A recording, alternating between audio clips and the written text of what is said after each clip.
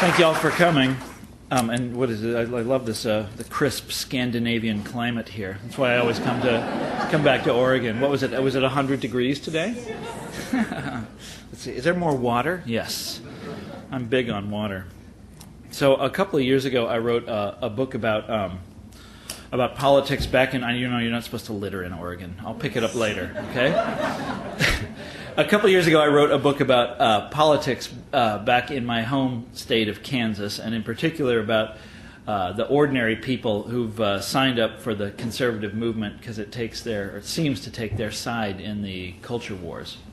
And while I was finishing up the work on that book, I moved to Washington, D.C., and I eventually decided that I would write about the rest of the story, you know, about the politicians that those Heartland voters, my Heartland homies back in Kansas, have put in place in Washington, and what those politicians have proceeded to do to the government over the last 3 decades.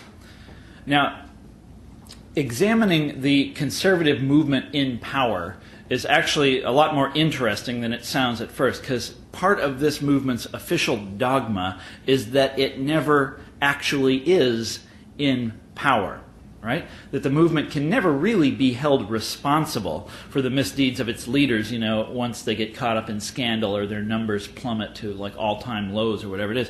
For example, take our current president, who a few months ago, actually it was back in April, had the lowest approval rating of any president since polling began. But having adored George W. Bush once, and I mean they really adored him. Do you remember, it was just a few years ago, I came across a little bit of conservative ephemera. It was a picture of Bush praying, and on one side he had George Washington, and on the other side he had Abraham Lincoln, you know. And they adored this guy. But now that his numbers are in the toilet, they've just tossed him overboard, and they call him an imposter, a man who somehow, you know, tricked the movement into accepting him. Now what's funny is if you go all the way back to the 1980s, the movement even gave this same treatment to Ronald Reagan, who was, you know, the sort of patron saint, the great leader of the conservative movement all through all those decades. But once, during the '82 recession, once his numbers got bad, they were saying, oh, you know, he's become a puppet of the moderates, you know, of Deaver and Baker and that sort of thing. And so he's not really part of our movement anymore.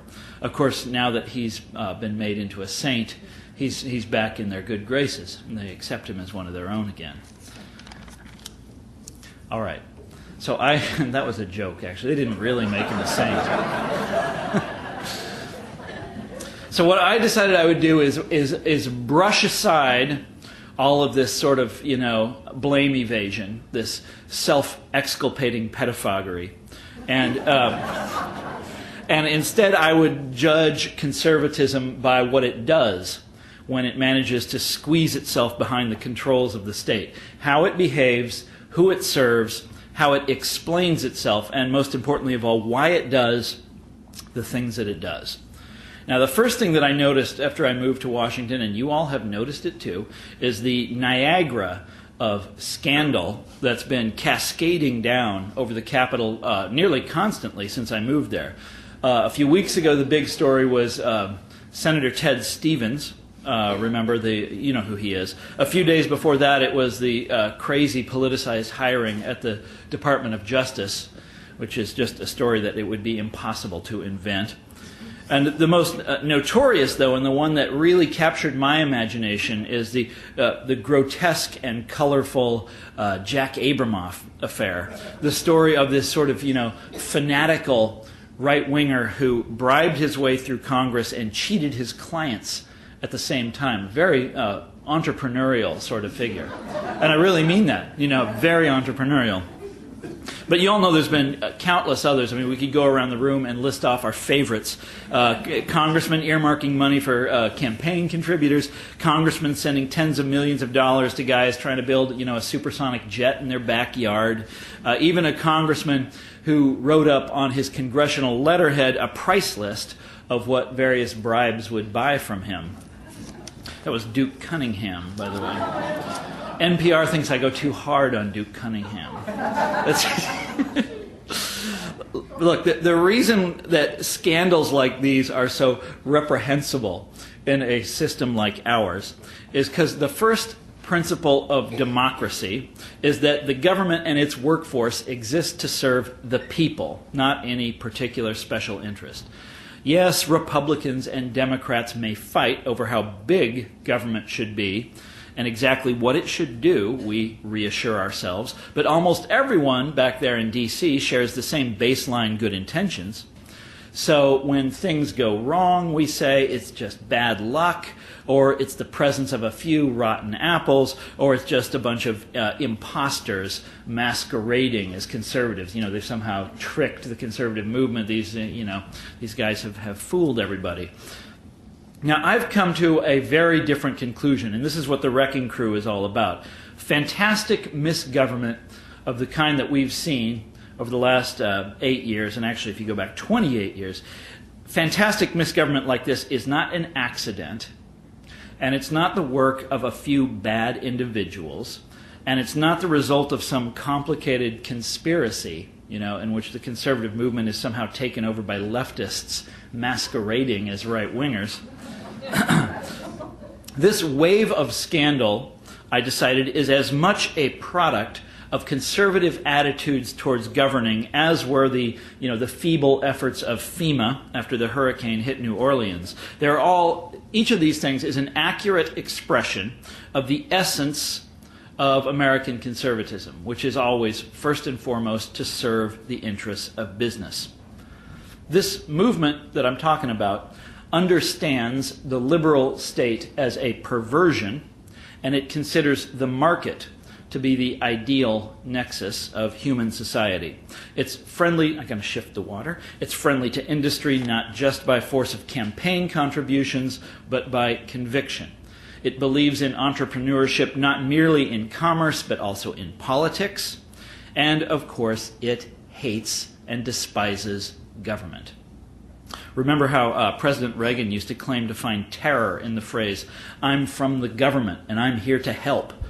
Or how the humorist P.J. O'Rourke, who's actually a very funny guy, in his book about Washington, he sort of concludes with this scene in which he describes the proceedings of a New England town meeting, the very cradle of American democracy, but that the proceedings of a New England town meeting are a form of thievery because they're a form of government, right?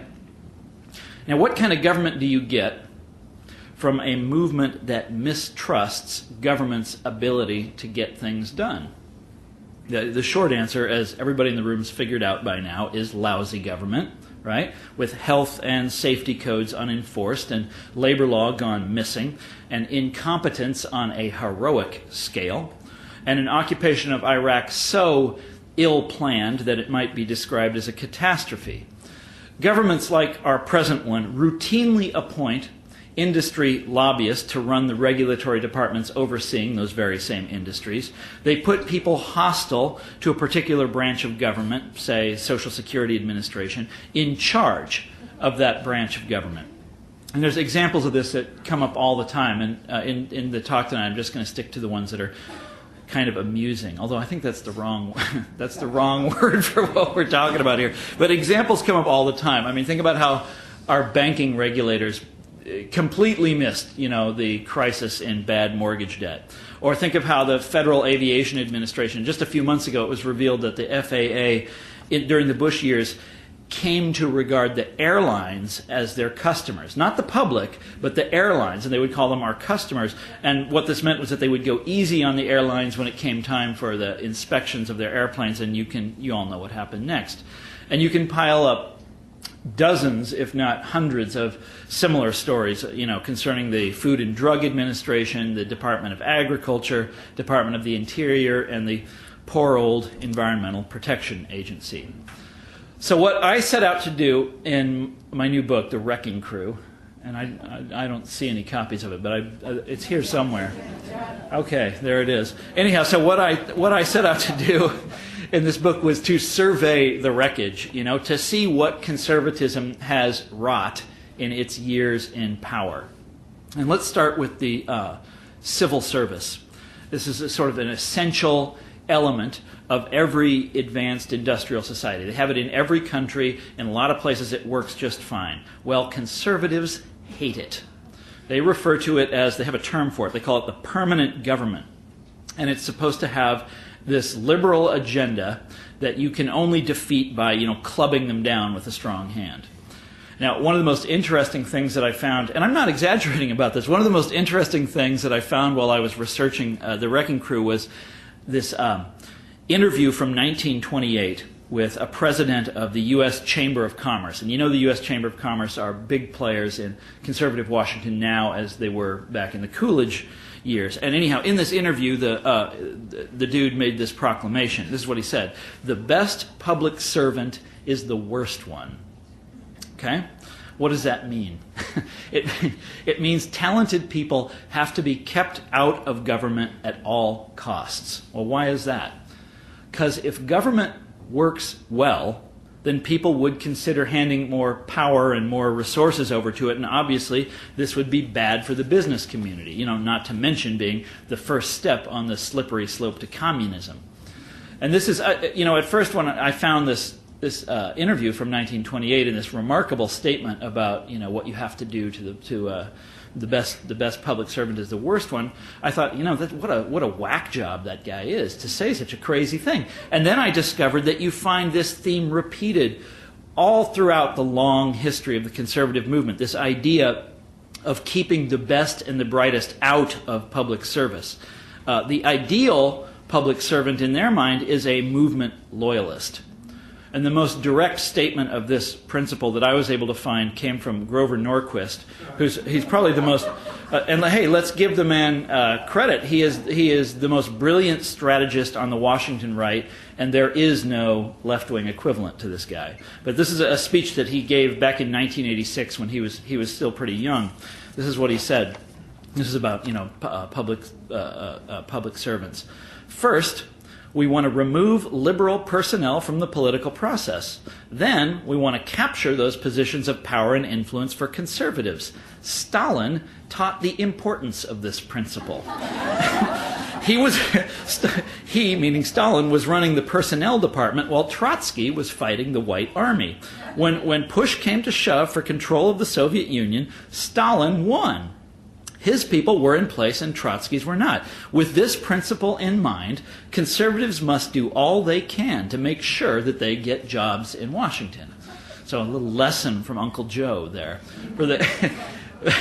Anyhow, it's a short walk from thinking like that to the Justice Department of today, where a recent graduate of Pat Robertson's law school, it turned out, was screening potential employees for their views on gay marriage and placing right-wing friendlies in important jobs and helping to fire 9 far more experienced U.S. attorneys for reasons of insufficient conservatism. What is the question that she was asking people? Do you guys remember? It was something like, what is it about George W. Bush that makes you want to serve him? I love that. I want to sign up for a government job myself just so I can answer that question, All right.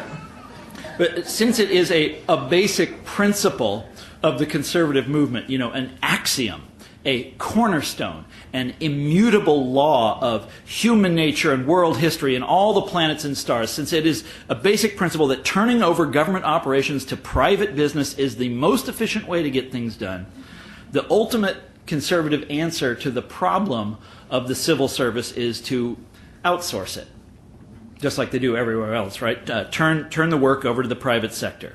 And this is the signature gesture of conservative administrations, handing over public functions to the private sector everywhere from New Orleans to Baghdad and from the Department of Homeland Security to the Central Intelligence Agency, which still kind of shocks me to think that you would turn that over to a private company. It sounds like a bad idea. Now, all of this was done, to try to save money. It was supposed to be more efficient and everything. But in reality, the conservatives, grand outsourcing initiatives have turned out to be a ripoff of mammoth proportions. I mean, think about it. In each of the great sort of initiatives of the Bush administration, Homeland Security, the recovery from Hurricane Katrina, and the administration of Iraq, the reconstruction of Iraq, privatized government has had a starring role, and each time has proven itself to be a gold-plated botch. I mean, again and again, and despite a veritable river of dollars, it has failed to deliver what it promised. I mean, the Departments of Defense and Homeland Security now routinely accept contracts that are so ill-crafted that they seem to have been designed more as a way, to sluice billions into the contractors' pockets than as a device for actually getting something done. And of course, being private, the contractors themselves are largely shielded from public accountability. Indeed, this is also an astonishing thing that you find out when you read the Washington Post every day. A sort of favorite pet conservative maneuver has been to shut down agencies that monitor the outsourced operations so that the market can do its magic without any scrutiny from the government at all. Now, once we recognize this pattern, we can start to see this model extending all across our winger wonderland. Outsource the job, orders the free market ideology, and a contractor is duly chosen. But not any old contractor, and not even the lowest bidder, necessarily. It has to be a contractor whose conservative bona fides are well known, who's ready to tithe back to the movement that gave it to him, who's helping to build, who's willing to help build one of the ideological retirement homes that will furnish our conservatives with a plush free market sinecure once their days in public service are done. Now, this brings up the related question of what we call in Washington the revolving door, in which government workers and sometimes even elected officials appear to do astounding, mind-boggling favors for particular corporations, and then, lo and behold, a short while later, go on to take an extremely lucrative job at those very same companies once their days in public service are done. And there's countless examples of this in action, but my favorite one remains the people that wrote the Bush administration's prescription drug benefit. And y'all have probably heard this story. These guys were drawn from the for-profit medical industry, I think from Big Pharma, from the Pharmaceuticals Trade Association, and went right back there just as soon as they finished doing their work which, this prescription drug benefit turned out to be fantastically shoddy from a public perspective, but immensely profitable when seen from the perspective of their, once and future employers. It's not just one or two guys. It was fully 15 of the public officials involved in crafting that law departed for the green pastures of Big Pharma once the job was done, including a powerful House committee chairman who became a big Pharma lobbyist to the tune of $2 million a year. And that's what he's doing right now, after having ramrodded the bill through Congress. Now, probably the most consequential wrecking job has been within the federal agencies, and in particular those agencies that were set up by Congress to do things that annoy or inconvenience the business community, agencies like the EPA or the Department of Labor. Now, let's talk about the latter, the Department of Labor, which the Bush people have stuffed with cranks and zanies of the deepest hue, giving special priority to anti-labor activists. For example, the fellow who oversees the Employment Standards Administration was also the author of, in 1995, a report called How to Close Down the Department of Labor. The man in charge of OSHA came to the job from a union-busting law firm. The president's choice, his initial choice, the guy didn't last long, but his choice as the Labor Department's chief lawyer had spent the decade of the 1990s fighting against the one new regulation that OSHA had proposed during the 1990s and had approved it during the Clinton years. And you might remember it had to do with ergonomics. And Bush and his people nixed it 2 months into his administration. For Secretary of Labor, the president first proposed Linda Chavez, who is famous for her smoldering hatred of the labor movement. And when that didn't work out, Bush replaced her with Elaine Chao, who believes that it is a crushing indictment of her own department's regulations to point out that they contain more words than the Bible. The department's chief economist, back in the early days of the administration, the Labor Department's chief economist was not only a ferocious enemy of labor unions, but an advocate of allowing entrepreneurial prison wardens to bring back convict labor. Now, fortunately, he departed early on in the Bush administration to start a new career as a 9/11 conspiracy theorist. The department's chief information officer was formerly a right-hand man to Jack Abramoff. There's even a senior advisor to the secretary who appears regularly on Fox News to talk about intelligent design. Intelligent design, I love that term, because what we're talking about here is fucked up design, you know? Really, you know? Now, sometimes when I talk about this stuff, I find myself feeling a little bit cynical. And maybe so do you. And sometimes I think that is part of the purpose of this stuff. I mean, how else can you explain staffing decisions like that? Those are sarcastic staffing decisions. Sometimes I think that's one of the objects of all of this, is to cause us to burrow deeper into our cynicism, because that will ultimately reinforce the gang that owns the patent on cynicism and ultimately set ourselves up for another round of the same. Now, this might not be obvious to us now, because the identities of the culprits are still vivid, and to all indications, it looks like the Republican Party is in for one hell of a hiding come November. But remember, back to the Watergate scandal, this is really where the modern era of political cynicism began. After Watergate broke, people stopped trusting government, stopped believing in government, and those attitudes, I mean, that sort of, Everest of public cynicism towards government that arose back in 1974 has never really gone away. And so while the short-term effects of Watergate were to, throw the bums out, and you brought in this Congress in 1974 that was made up of very idealistic liberals. 1976, Jimmy Carter gets elected. But the long-term effect, like I say, was this sort of permanent feature of the landscape, this cynicism towards government, and of course, the wave that swept in Ronald Reagan in 1980. I mean, he's the man that spoke to that public cynicism better than any politician ever. I think that in the absence of a theory of corruption that pins the tail squarely on the elephant, I think that this is exactly what is going to happen to us again. I mean, conservatives are infinitely better positioned to capitalize on public disillusionment with the political system, regardless of who it is that did the disillusioning. Indeed, back in Washington, the sort of pundit chorus has already started, telling us that the real problem in all of these Beltway scandals, it's not Republicans or Democrats, it's not conservatives or liberals, it's government itself. And if you don't like the corruption, your only answer is to do away with government altogether.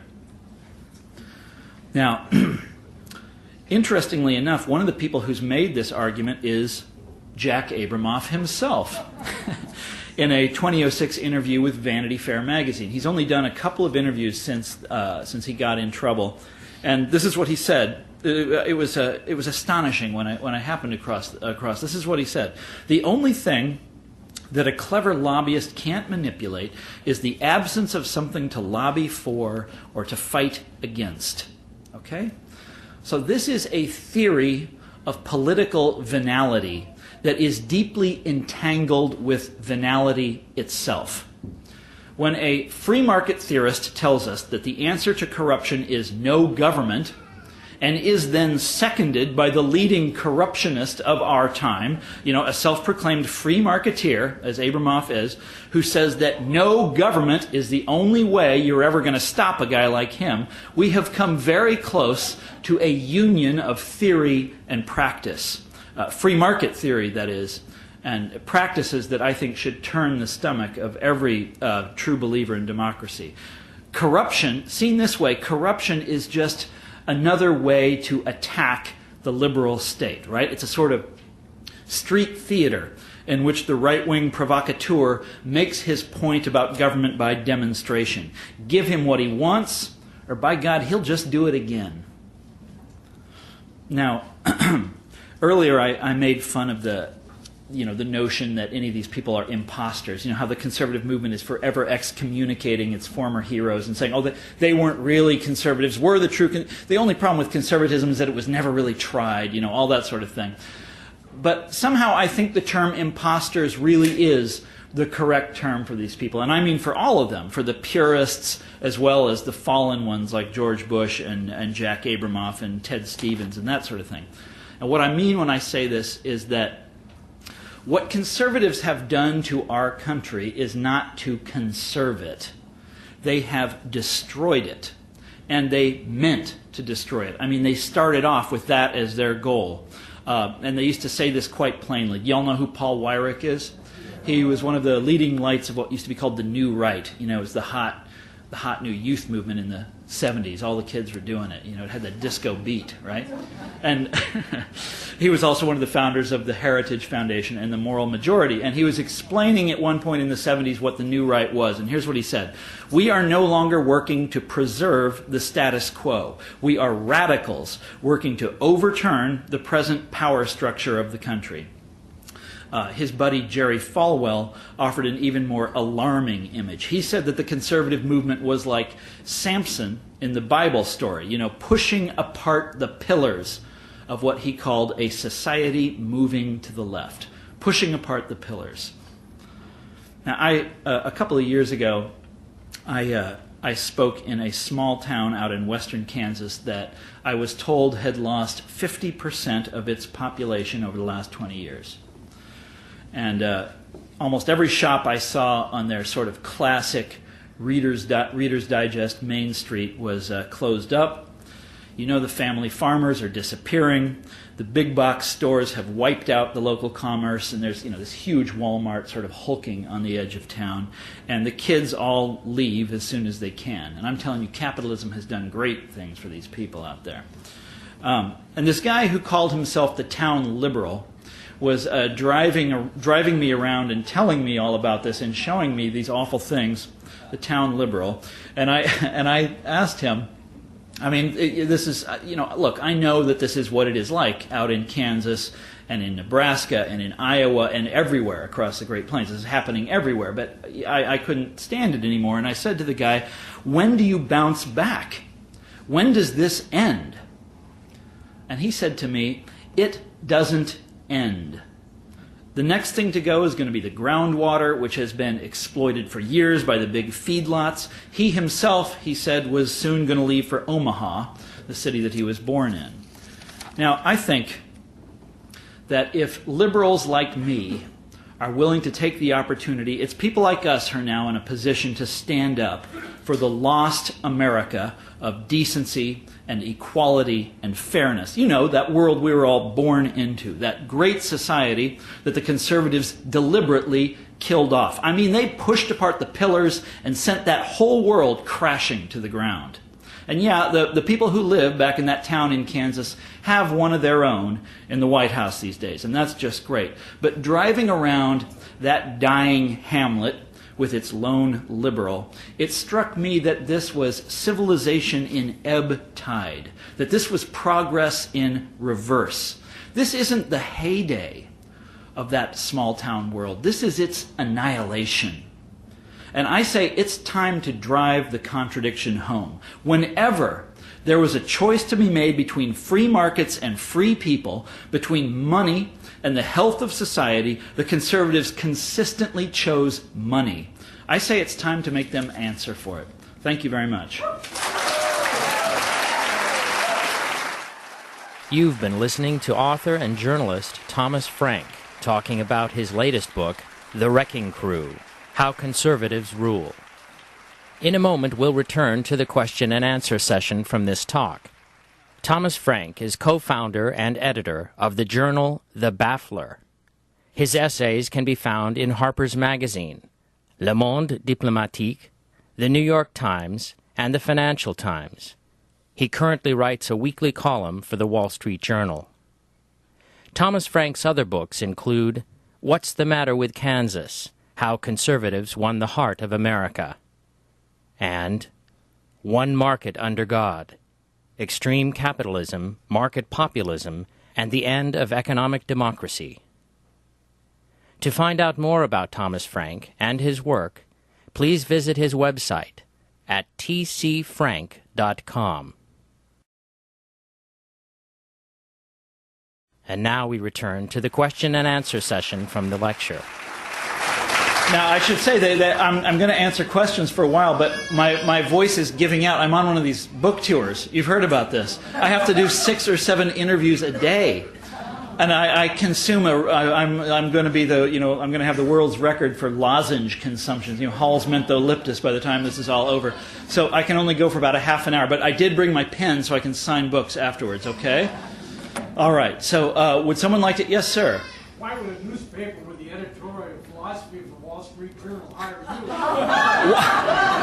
Why would the Wall Street Journal, I have to repeat the question, why would the Wall Street Journal hire me? I'm sorry, you have to ask them that. They phoned me, and I jumped at the chance. It's the greatest opportunity anyone's ever given me, and I am trying to prove that I can do the job.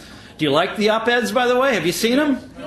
All right, thank you. Thank you very much. I'm sorry, I live for praise. Yes, sir. The next question for Thomas Frank asks about the role of Christian fundamentalism. This member of the audience said that the author had mentioned Reverend Jerry Falwell a couple of times in the book, but that he did not talk about the fusion of Christian fundamentalism and the conservative movement.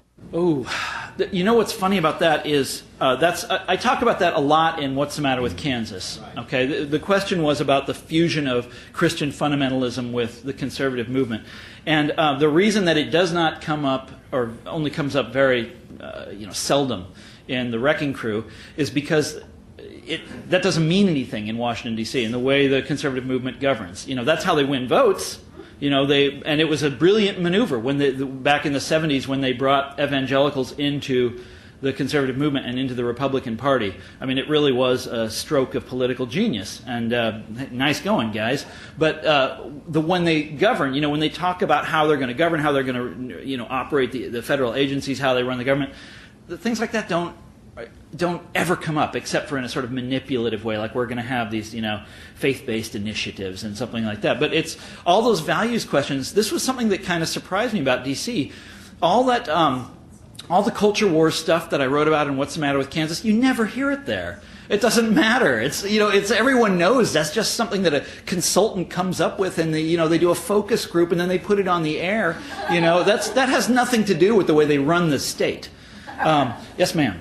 The next question is about Supreme Court appointees. This audience member points out that the Christian fundamentalists have succeeded in getting 2 sympathetic judges appointed, and if they get 2 more, what does the author think will happen? Ooh, the judges are, it's frightening. It's terrifying. And if you look at what they've done so far, the Supreme Court, what is now that they have they're more conservative than they were before, most of it has been favors to the business community. And of course the great fear is, are they going to overturn Roe v. Wade? I think that these guys are very political. They're very calculating political creatures, and they know better than that. I mean, to do that is to sign, the death warrant for the Republican Party for the next 20 years.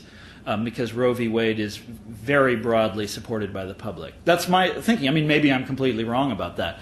But what they will do, and what's really frightening to me, have you ever heard of the takings doctrine, right?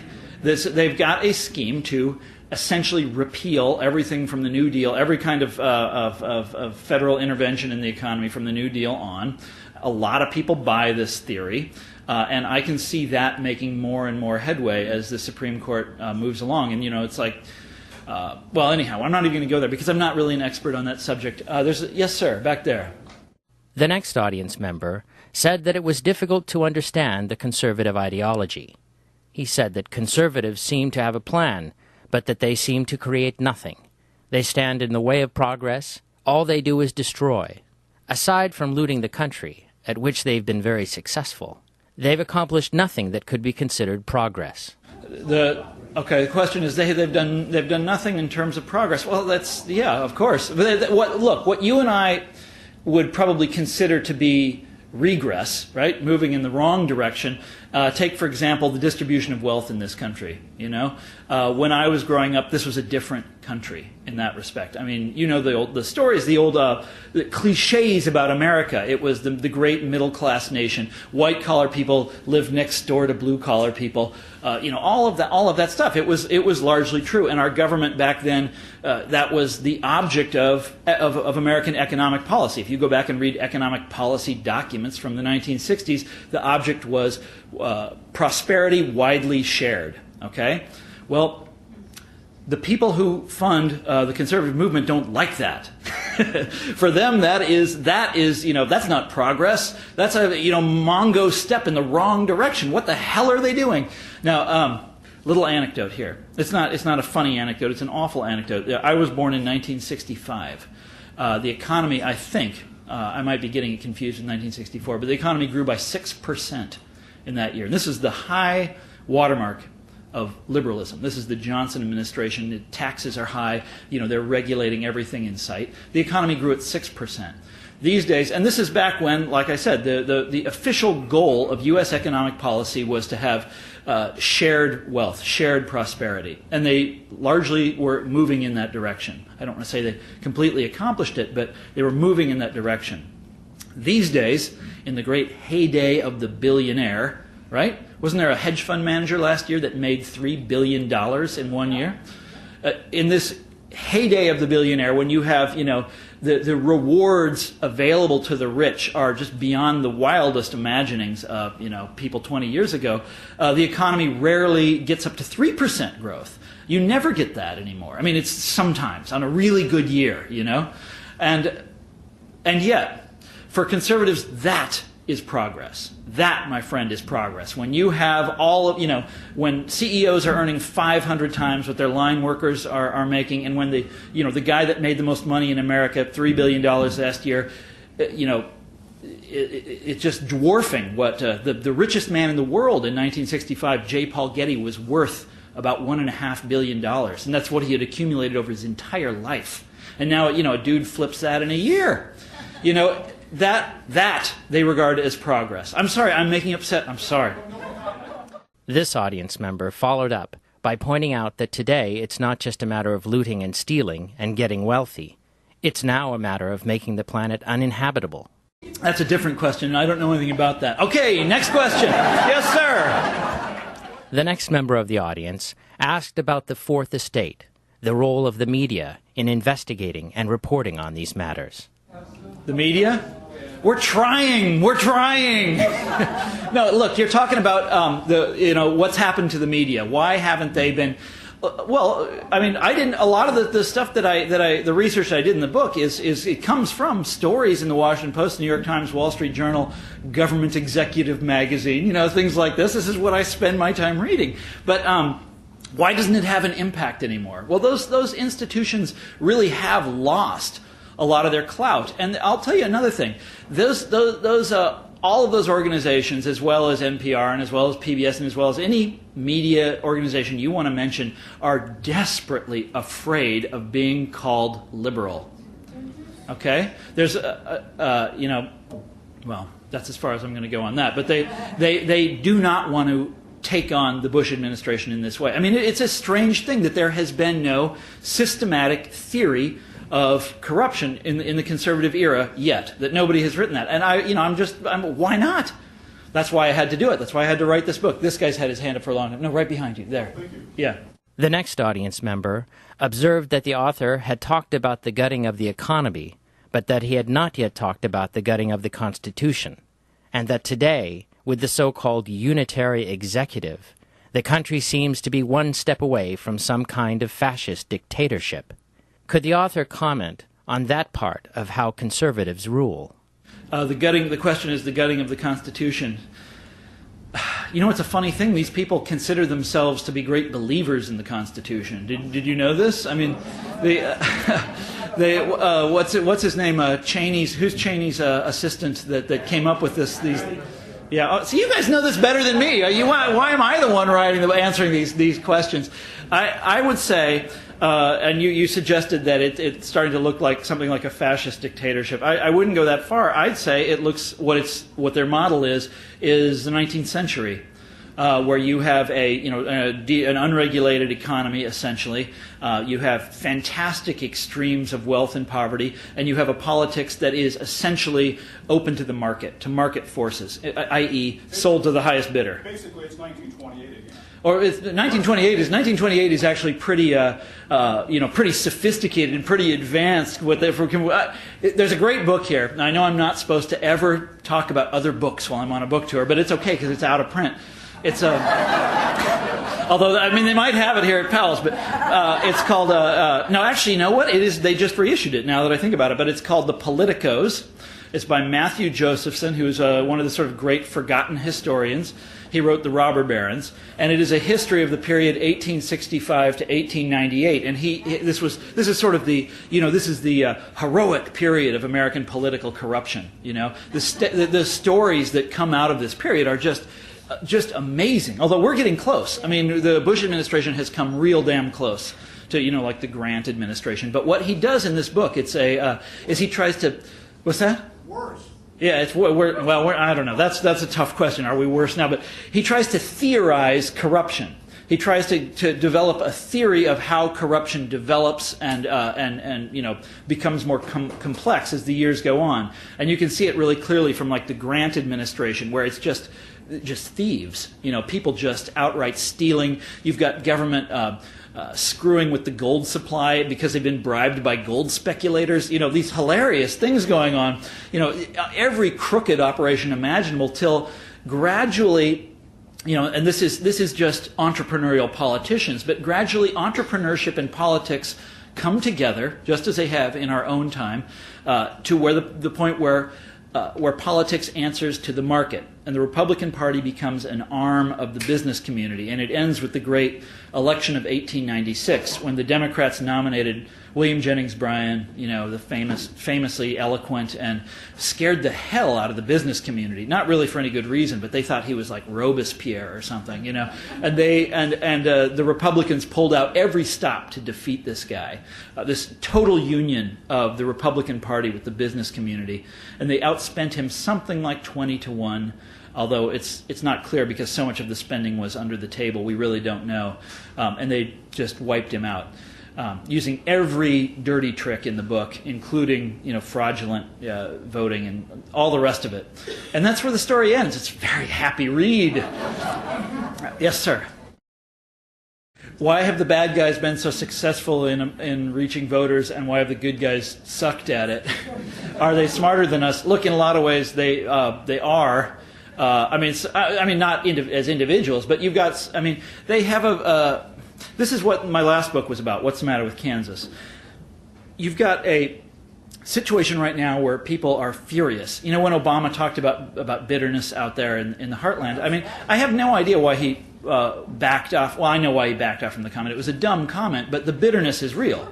It's out there. I mean, it's not. The people aren't just bitter; they are hopping mad. They are fucking furious, right? And the question is, who is going to reach out to that outrage? Who is going to speak to that fury, to that bitterness? Well, the conservatives have a way. They've got a system. They've got a plan. It's the culture wars, where they say, look, who's putting that filth on your TV? Liberals, right? Who's wrecking down the Ten Commandments monument? Liberals. Who's these smarty pants, Harvard-educated guys, always holier than thou, dressed so goddamn nicely, liberals. And that message is beamed across the country. You go out to the small towns in Kansas, and they aren't going to know about the latest editorial at the New York Times or something like that, but they know about Rush Limbaugh. They've heard that stuff, and the Democrats, by the way, so you've got this whole, people who are very rightly angry, and what do the Democrats have to say to them? What do the Democrats, how do they reach out to them? Well, I just read today in the Wall Street Journal that the two candidates, Obama and McCain, are both anxiously courting the CEO community right now, trying to win the CEO primary. Now that's, for McCain, that's not much of a stretch. That's sort of natural, right? That fits.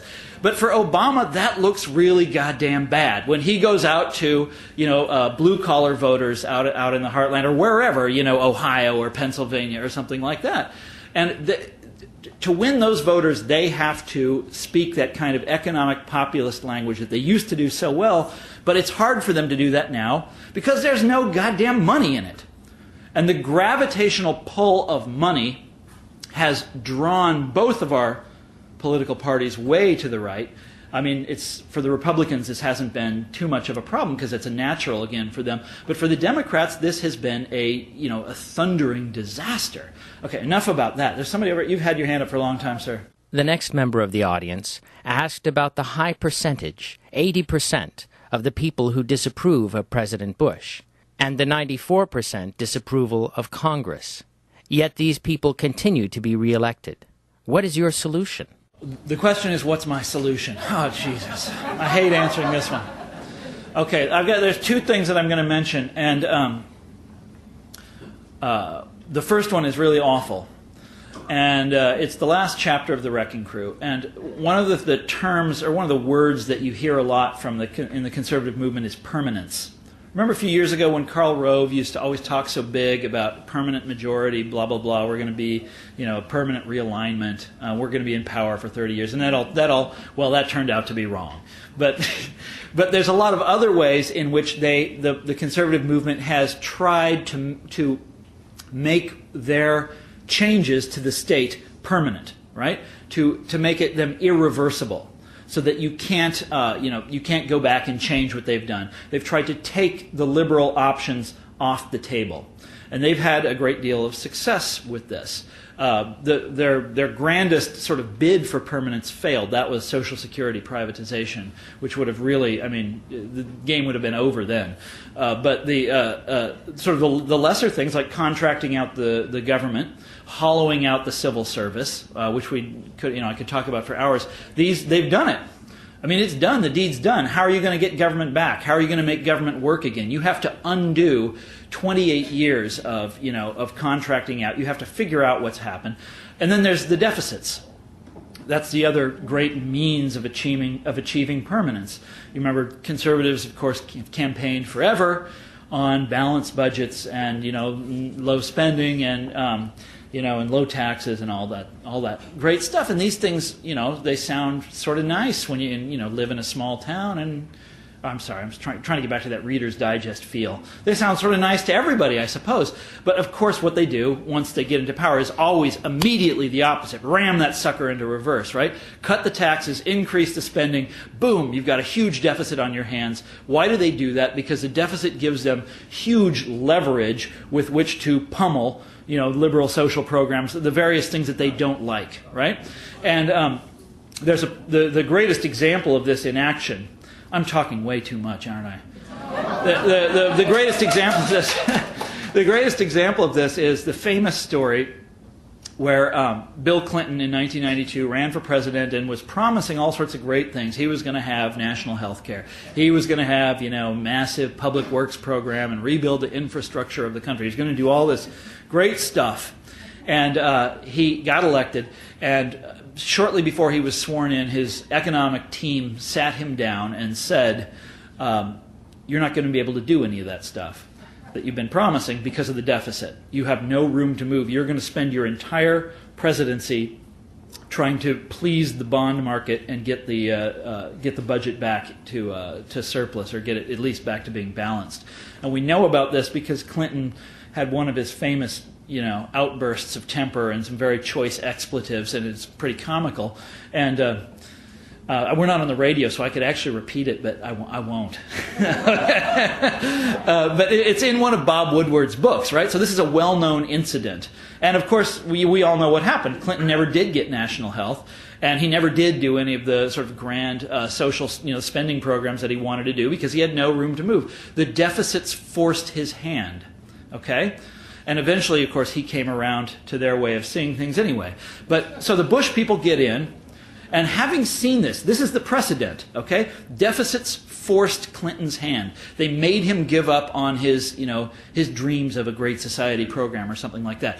If you're a conservative and you get elected, what are you going to do? Of course, you're going to ram it right back up again. You're going to cut taxes, increase the spending, outsource the job, send the money down the chute to KBR or Northrop Grumman or SAIC or whoever the hell it happens to be, and get yourself another Mongo deficit. And of course, now at the end of his administration, we're finding out that the deficit is much, much larger than we thought it was going to be. And what this means is that the next president has no room to move. Same thing's going to happen to whoever the next president happens to be. So, is there a solution? Okay, I think it's time for some beer. Let's go. Is there a solution? Third book. Yeah. No, I'm retiring after this one. This one almost killed me. But listen, is there a solution? Okay. And we'll make this the last question, all right? Whoever tries to solve this, it's going to take years and years and years. The federal government has been hollowed out. The best and the brightest are gone. You have to bring them back or get new people, bring young people into the government, make it an attractive career option again. I meet people in D.C. all the time who work for the EPA or something like that, and it's almost like charity work. To live in this golden city where the rewards for the lobbyists and the contractors are so fabulous, and you just go to Washington sometime and drive around the Beltway and you'll see what I mean. And then what's given to the public servants is a brick house in the shape of a cube built in 1939 with a garage that can barely fit a Model A, or that was designed to fit a Model A. That's what they get, right?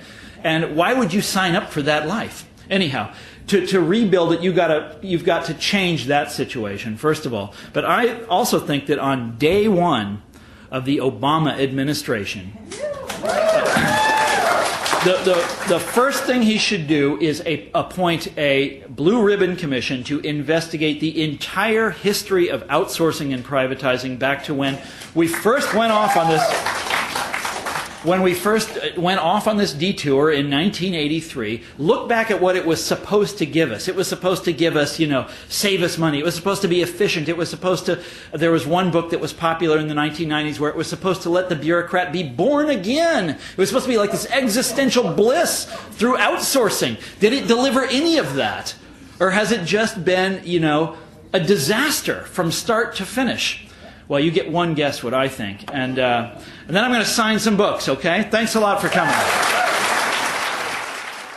You've been listening to author and journalist Thomas Frank talking about his latest book, The Wrecking Crew, How Conservatives Rule. Thomas Frank spoke at Powell's City of Books in Portland, Oregon on August 14th, 2008. To find out more about Thomas Frank and his work, please visit his website at tcfrank.com. This program was produced by PDxJustice Media Productions. To find out more about our work, please visit our website at www.pdxjustice.org. You'll find lectures and interviews featuring such speakers as Jonathan Cook, Barbara Ehrenreich, Susan Faludi, Rashid Khalidi, and many others.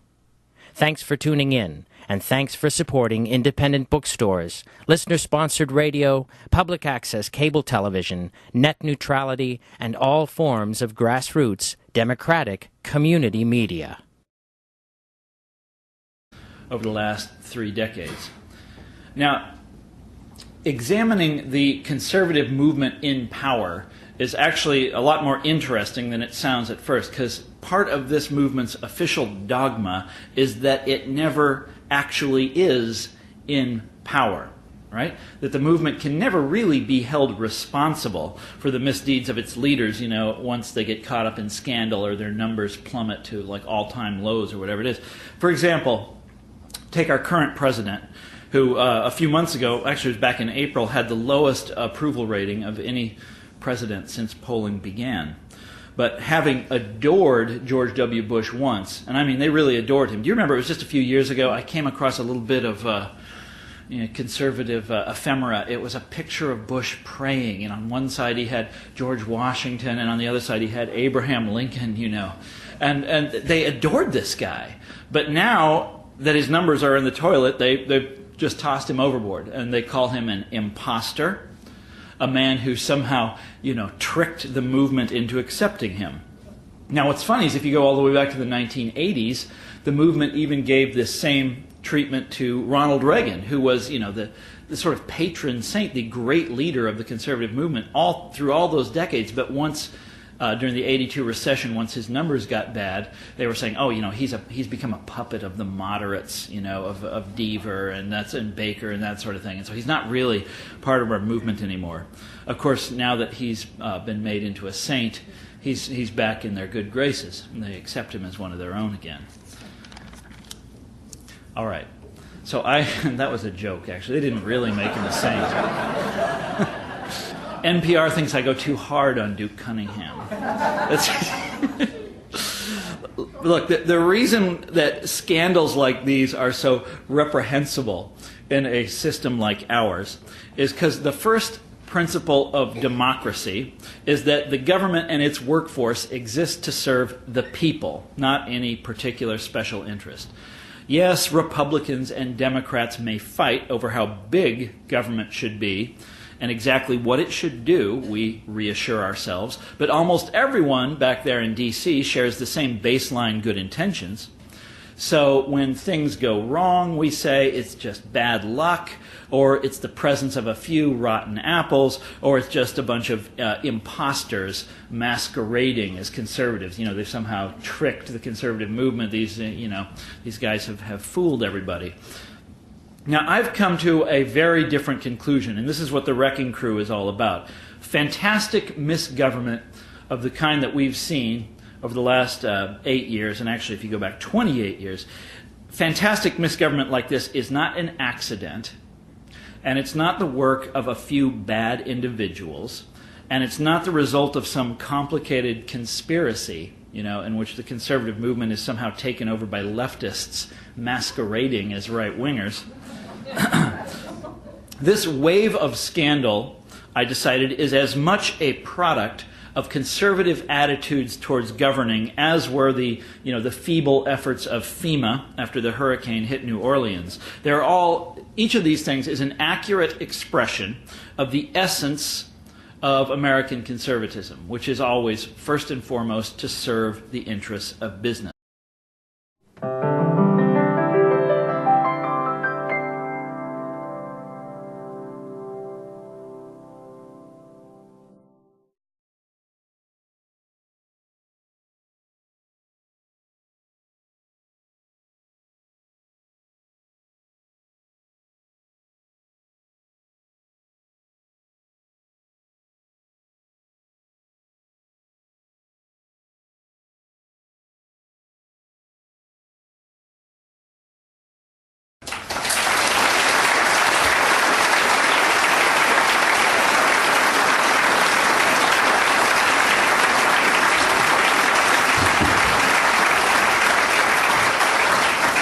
Thank you all for coming. And what is it? I love this the crisp Scandinavian climate here. That's why I always come back to Oregon. What was it? Was it 100 degrees today? Let's see. Is there more water? Yes. I'm big on water. So a couple of years ago, I wrote a book about politics back in. You're not supposed to litter in Oregon. I'll pick it up later. Okay.